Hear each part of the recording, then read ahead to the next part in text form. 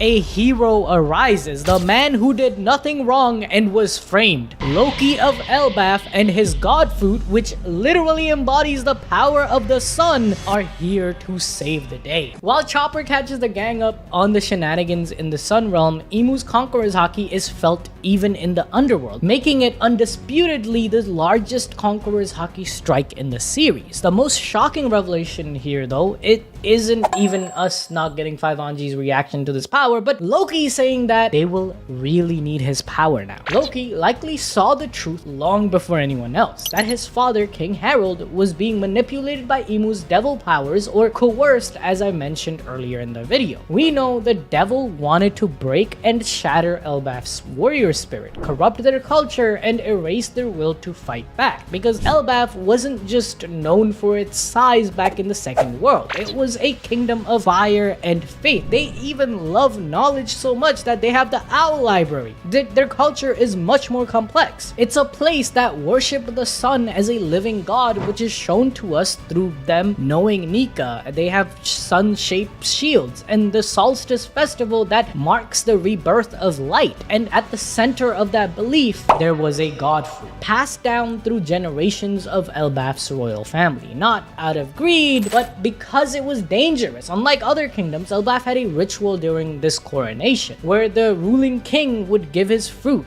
which embodied his will, to the next in line. Much like how Blackbeard pirates steal fruits to pass on power, Elbaf likely entrusted it to their bloodline. This god fruit was meant for the eldest son, Hjarden, after King Harald would pass. He was trained and prepared and expected to inherit that godly flame until Loki took it. Whether the fruit chose Loki or he stole it in desperation, one thing became clear: it changed everything for Elbaf. That's why Hjarden, robbed of his inheritance, entered Doflamingo's tournament in Dressrosa to claim the Mera Mera no Mi. Basically, if he couldn't claim the original, he would claim its closest reflection. So what could Loki have eaten that made him dangerous enough for Shanks himself to come and stop him? It was the Hito Hito no Mi model soul, a god fruit that doesn't stretch like Nika's but burns like the raw plasma sun. You see, the sun isn't just hot, it's uncontainable. It's a fusion furnace made of plasma, which is the fourth state of matter. And guess what else is plasma? Lightning. And Loki's Ragnir might be a weapon designed to control this godly power, because when Loki awakened, he didn't smile like Luffy. Bro screamed and burned everything around him. The roots of Elbaf's Atom Tree literally caught fire. The fruit wasn't granting power, it was instead destroying everything on sight. Just like Nika makes Luffy laugh, Soul made Loki burn, and he couldn't stop it. And Shanks, the symbolic skull, had to intervene, because in Norse mythology, Skull chases the sun, who is Soul, until Ragnarok. And Loki in this myth becomes fire itself, aiming to burn down Valhalla. In One Piece, that Valhalla is the Holy Land, and we know Loki has beef with the Celestials. Furthermore, this fruit is one of Imu's greatest fears. That's why Elbaf wasn't touched for centuries, because light doesn't just burn, it also exposes things. The sun casts no shadow, and Imu, the creature hiding in the void, can't survive in pure solar truth. Loki knows that now. That's why he killed his father, not for revenge, but to cut the strings of celestial control over Elbaf. He saved his kingdom in the only way he could, through destruction. It's possible that to defeat Imu's control is what caused Loki to tap into the chaotic full power of the soul fruit, which not only turned his father to ash, but saved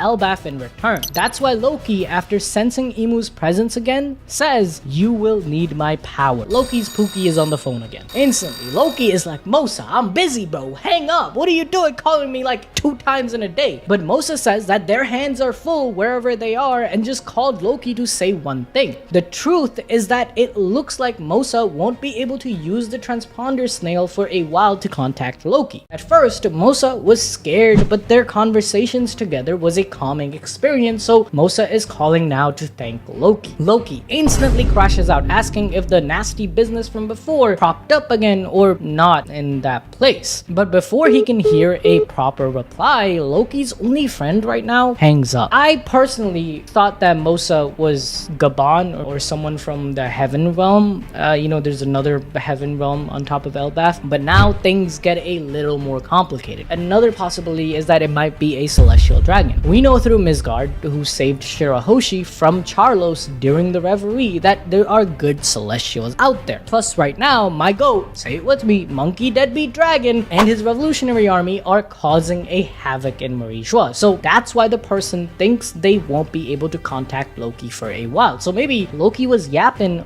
with a celestial baddie. Look at those eyebrows on the snail, bro. That's a baddie. However, if we look back to chapter 1134, Loki says that Mosa should have gotten revenge for that incident which was bothering him. If you don't kill them all, they will keep coming back, which is in line with Loki's character. But this proves that Loki believes Mosa might have enough strength to fight back, which brings me to Fujitora, who is stationed in Marie Joie right now and could have the nickname Shaggy due to his scruffy beard or unkempt hair. He definitely has the power to destroy Marie Joie with a meteor and was helping slaves escape during the reverie and has a strong sense of justice, where bro even apologized to the citizens of Dressrosa for the Marine's failure. And the traumatic event Loki and Mosa speak of could be the stuff that happened during the reverie, or even the reason why Fujitora blinded himself. The only thing that stops this theory in its track though is the Dendenmushi, and it kind of looks feminine with those eyelashes. So many in the community have theorized that it might be Shirahoshi, who just went through a traumatic event with Charlos trying to make her his pet. Age-wise, Loki and Shirahoshi should be similar, as giants just age much slower, so their friendship makes even more sense. But if it is Shirahoshi, then why are the events of Marie Joie affecting her? We know that she made it home safely back to Ryugu Kingdom. Has something happened in Fishman Island as well? Because Marie Joie is right above them. Anyway, if you enjoyed this, watch the video on screen right now. Thank you for watching. I'll see you guys next week.